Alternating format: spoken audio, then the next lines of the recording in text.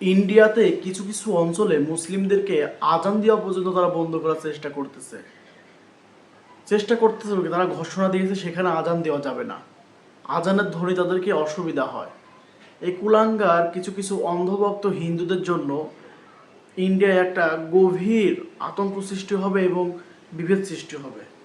তো বিশ্বাস করেন, ফেরাউন বলেন, নমরুদ বলেন, যারাই এসেছে দুনিয়াতে, যারাই ইসলামের বিরুদ্ধে লেগেছে, তারা কখনোই জয়যুক্ত হতে পারেনি। তাদের পতন অবশ্যই হয়েছে, কিন্তু এই গোবর খাওয়া মুদিরও একদিন পতন হবে। সেদিন খুব ভয়ঙ্কর পতন হবে। সে ভাবতেও পারবে না যে কিভাবে এত কিছু হয়ে গেল। সে মুসলিমদের পিছনে লেগেছে, আজানের পিছনে লেগেছে।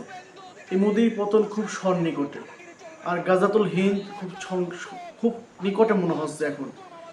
ক্রমেই ক্রমেই আমরা গাজাতুল হিন্দের দিকে এগিয়ে যাচ্ছি।